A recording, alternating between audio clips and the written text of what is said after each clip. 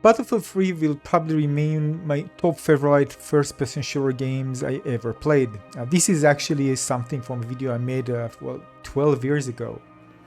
And of course, this led me think about Battlefield 7. What actually EA needs to do in order to make Battlefield 7 succeed? Now, it's not just nostalgia, because I went back to play Battlefield 3 and I enjoyed it more than I played Battlefield 4, let alone Battlefield 5, and no way I'm going to go back into playing Battlefield 2042. So there's something amazing that was done in the previous, well, I think, Battlefield 4 and those before it that actually made those games amazing and fun to play, but since then it felt lacking. So what EA needs to do in order to make Battlefield really fun again, and this is a really kind of important question as you look back to, waiting for Battlefield 7 or whatever they decide to call it. Some can suggest that the game is going to come in 2025, whatever it comes, let's talk about the things that needs to be in this game in order to make Battlefield, well, great again. The first thing is trying to refine but still keep the classic class system. Many felt that Battlefield 2042's spatially system lacked identity. A well-defined class system like in Battlefield 3 and Battlefield 4 with clear roles is probably desired. And I think this is something that really gave a very strong identity to Battlefield, and players really enjoyed it. And this is something that I think this is kind of the core thing in Battlefield, and I think many players would love this to stay. Next thing again, ramping up, being a new, well, I call it Destruction 3.0, it doesn't matter, it's just a name, but the thing is that everybody loved the dynamic destruction, especially in close quarters and DLCs for Battlefield 3, it was amazing. So you need to make it kind of more reactive environment and impactful in many unique and interesting ways, because this is one of the things that really made Battlefield 3 great. The other thing is, I don't know what they're going to use, but use AI and analyze all the feedback and everything with AI. I don't know what technology they need to use. They need to come up with some memorable maps that really feel amazing and memorable. This was really amazing in Battlefield 3 and Battlefield 4. That's why they decided to bring some of the maps in one way or another into their future games. People just love them because they're designed well. The other thing is the map size. Now, of course, some players love really big maps. I personally love something not too big, not too small, but when Battlefield 2042 was released, the maps were just, too big, just so boring, walking. I got bored. On day one, I got bored. I stopped playing the game after a few days. And this is again back to the core of the map design, making really that something that feels impactful and fun, that you can flank and you can do things and not just walk forever and just get sniped, for example, and maps that are too open, they just feel bad. So again, I don't know what exactly we should do, but they definitely should get inspired from previous maps that actually worked well for the community. The other thing is immersive atmosphere. This is something that's also a core thing in Battlefield. When you see all the explosions and planes and tanks coming in and hear all the sound, having this immersive atmosphere is really the core of enjoying every single moment in the game. For some maps, again, it's not really important, but overall, especially with outdoor maps, this is something that should design carefully in order to make combat feel like really intensive, fun, excited, scary.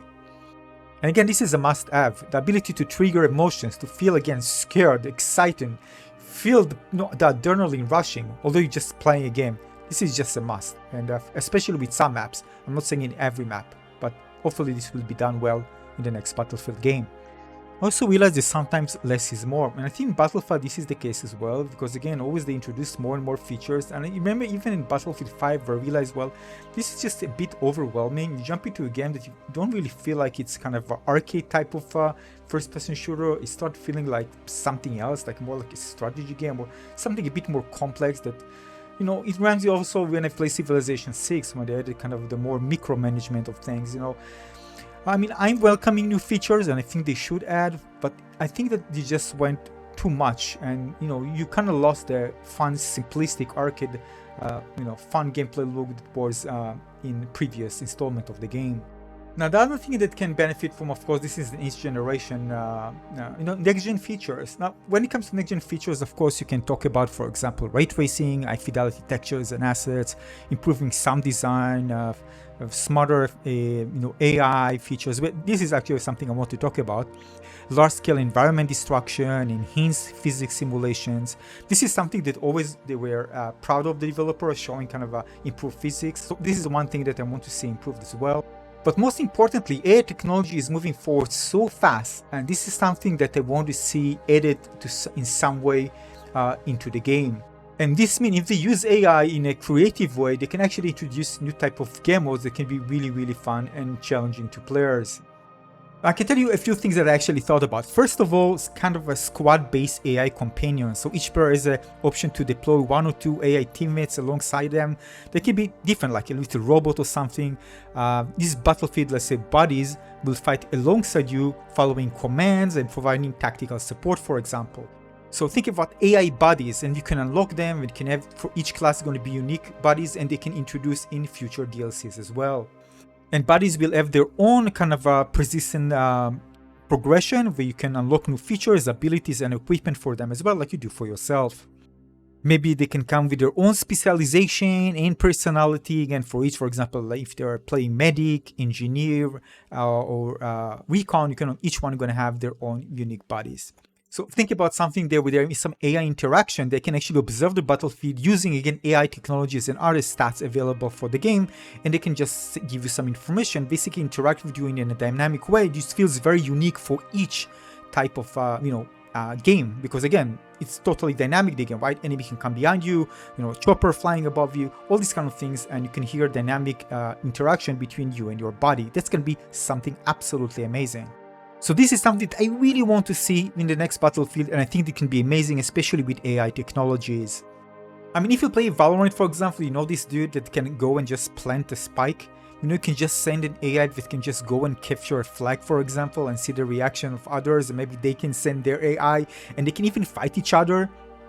In other words, I think that the next Battlefield should be kind of, well, I call it modern plus plus, right? Not something right now, but a bit more futuristic. So again, you can play more with their more arcadey stuff and make things more exciting to play and to introduce it to the game and not break it. Like if you create Battlefield 1 and you make something, let's say, about World War 1 or World War 2, you are limited with what you can actually introduce. And this actually limits some of the fun stuff you can actually introduce into the game. So this is why I want the next Battlefield to be kind of modern, but a bit more towards the futuristic stuff.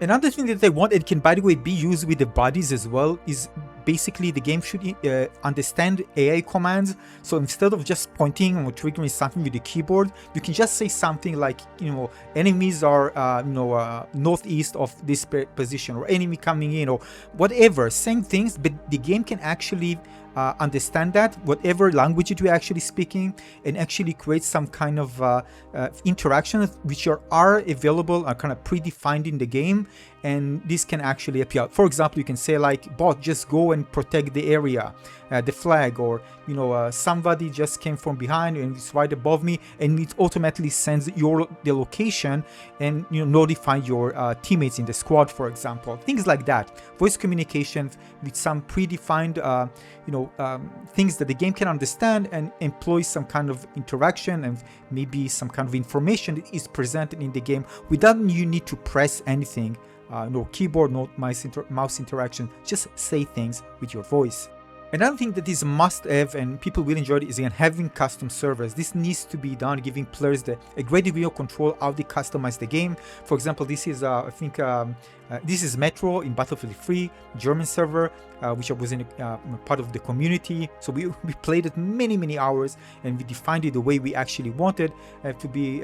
Try to remove things that are broken. So some things that are unbalanced, we can just remove it, and lots of people came and enjoy it because it was just balanced well by the community by just changing settings in the server. And this can be true for a server that people just play the maps they enjoy, just 3 or 4 maps, and just ditching all the others that don't enjoy. Again, things like that. This is a must-have in any Battlefield game, in my opinion. Again, overall, regarding gaming as a service, by the way, if the core game is good, I don't mind. Again, if I'm enjoying it, I don't mind it to stay. But if it's not good, it doesn't really matter. If they give the game for free, Battlefield 2042 for free, even I think it sold like for $10 at some point, I didn't really care buying it anyway. I mean, I wanted to buy it on the PC before I bought the PlayStation version. I have it on PlayStation. But even if they give it for free, I won't jump into Battlefield 2042 again. So again, modern plus plus, as I call it, with features, with bodies, with some AI features, voice commands, something to give you extra, where you can actually focus on just fighting with your mouse and keyboard or with controller, but give you more things that are more modern, exciting, using current technologies can also be amazing. So in a nutshell, I wanted to capture the classic Battlefield essence, focus on what made the past titles great, like large-scale strategic battles with iconic conquest mode, meaningful class role, indestructible environments, and very impactful gameplay. Also, like Battlefield refined, not reinvented. Again, try to being innovation is important, like I mentioned some features, but try to prioritize refining the core mechanic and addressing, of course, community feedback. Other thing I mentioned again regarding Immersive Atmosphere, which what actually made Battlefield so amazing. I want this, of course, to be maintained, and some meaningful progression and customization. So offer a progression system that reward players for playing the objective and unlock new ways to customize the soldiers again and weapons based on the way they enjoy playing the game. So generally speaking, by focusing on the core aspects of Battlefield 7 can deliver a really thrilling and engaging experience that resonates with many veterans and newcomers alike. But again, we need to remember it's about capturing the essence of what makes Battlefield great, but at the same time, innovating within that framework. What are your thoughts? In the comment section below, let's discuss it there. Thanks for watching.